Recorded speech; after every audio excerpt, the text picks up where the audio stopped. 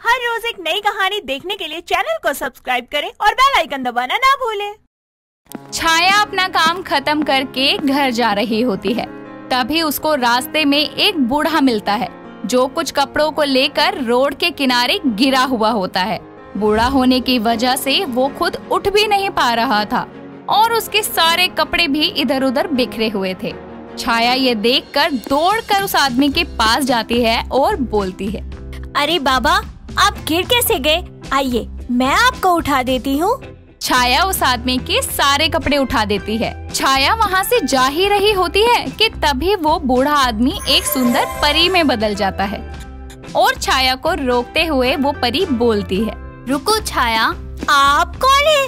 यहाँ तो वो बूढ़े बाबा थे ना, वो कहाँ चले गए? हाँ छाया, मैं ही वो बूढ़ा आदमी थी। परी छाया के सामने बूढ़ा आदमी बन के वापस अपने परी रूप में आ जाती है और बोलती है, छाया, मैं काफी देर से यहाँ बूढ़े आदमी के रूप में गिरी हुई थी, लेकिन किसी ने मेरी मदद नहीं की। फिर तुम आई, तुमने मेरी मदद की, जिससे ये साबित होता है कि तुम एक बहुत अच्छी और सच्ची इंसान हो। इसलिए तुम्हारे लिए मेरे पास कुछ है। मेरे लिए? पर क्या? ये लो 3 जादुई ड्रेस, लेकिन तीनों में ही बहुत बड़ा अंतर है। तीनों ड्रेस की अपनी खासियत है। जो सबसे खराब दिख रही है उसको पहनते ही तुम एक बहुत खूबसूरत लड़की में बदल जाओगी। दूसरे जो काले रंग की है उसको पहनते ही तुम पर पैसों की बारिश होगी। और तीसरी जो दिखने में बेहद खूबसूरत है उसको पहनकर जो भी मांगोगी उसका उल्टा होगा। ठीक है जादुई परी, इन ड्रेस के लिए आपका बहुत बहुत शुक्रिया। इसके बाद वो परी वहाँ से गायब हो जाती है। छाया भी घर आकर अपने तीनों ड्रेस को अलमारी में रख देती है। जिसके बाद छाया की सौतेली माँ सुधा उसके कमरे में आकर कहती है, अरे ओ छाया, कल तेरी बहन माया को देखने वाले आ रहे हैं, समझी? बहुत बड़े घर का रिश्ता आया है, तो कल घर का सारा काम समय से पहले कर दियो, समझी? ठीक है माँ। इतना कहकर सुधा वहाँ से चली जाती है और अगले दिन माया को लड़के वाले देखने आते हैं। छाया उस दिन पहले ही अपना सारा काम खत्म कर लेती है और परी की दी हुई ड्रेसेस में से सबसे खराब ड्रेस को पहन लेती है।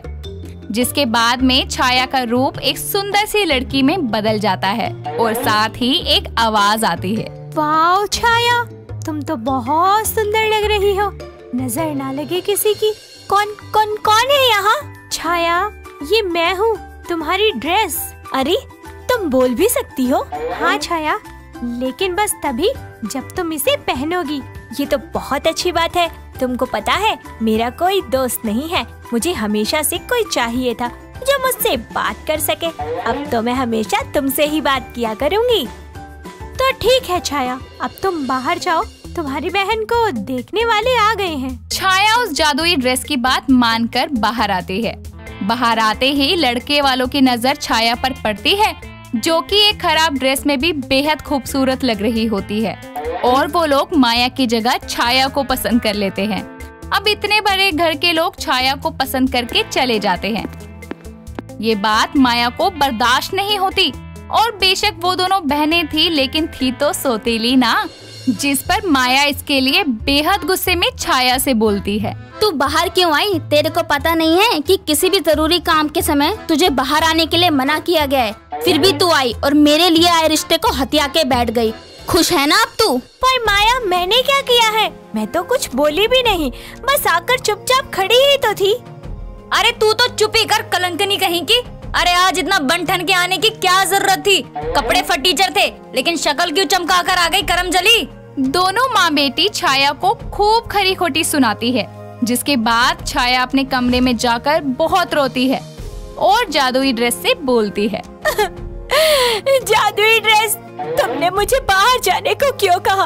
तुमने देखा ना माँ और माया को कितना बुरा लगा, उन्होंने मुझे क्या कुछ नहीं कहा। छाया, तुम रो क्यों रही हो?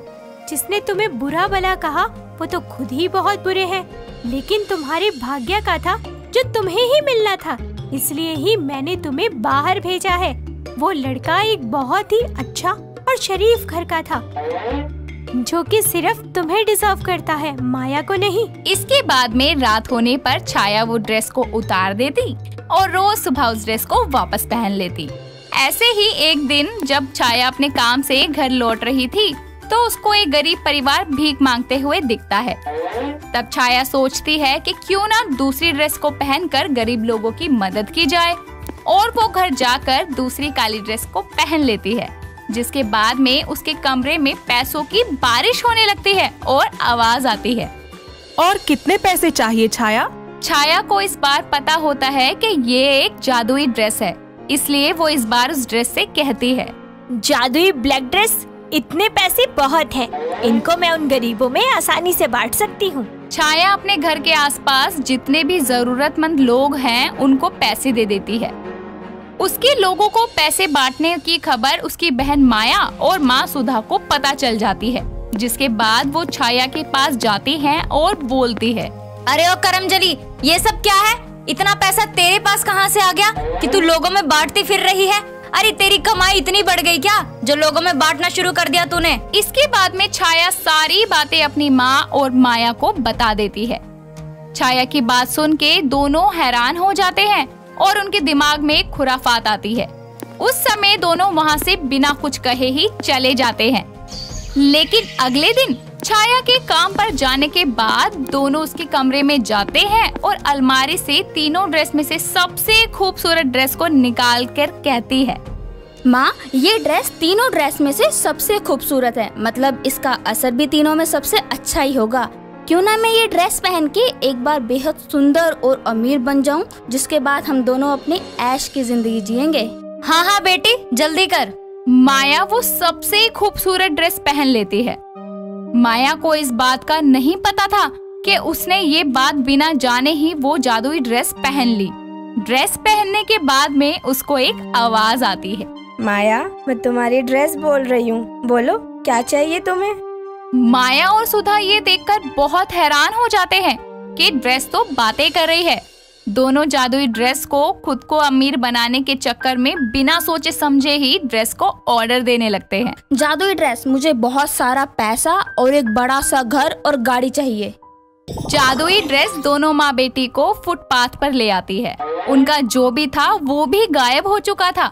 दोनों अपनी हालत पर वहीं बैठकर जोर जोर से रोने लगते हैं कि तभी वहाँ छाया आ जाती है और अपनी माँ और बहन को ऐसे रोड के किनारे रोता देखकर वो बोलती है, माँ, माया, ये सब कैसे हुआ और तुम्हारी हालत इतनी खराब कैसे है? माया और सुधा उसको सारी बात बताते हैं और छाया उसकी ऐसी हालत देखकर जादुई परी को पुकारते हुए हाथ जोड़ लेती है और देखते ही देखते वहाँ जादुई परी आ जाती है, जिसको देखकर छाया परी से बोलती है, जादुई परी, मेरी माँ और मेरी बहन की हालत देखो, कितनी बुरी हो गई है उस जादुई ड्रेस से। जादुई परी छाया की बात सुन के उसको पूरी सच्चाई बताती है। माया ने बिना जाने उस ड्रेस से जो भी मांगा, फलस्वरूप उसका उल्टा उसे मिला और उनकी ये हालत हो गई। जादुई परी की बात सुनकर छाया उससे बोलती है, जादुई परी, मेरी माँ और मेरी बहन ने लालच में आकर जो भी किया उसके लिए मैं आपसे माफी मांगती हूँ। प्लीज उनकी हालत पहले जैसी कर दो।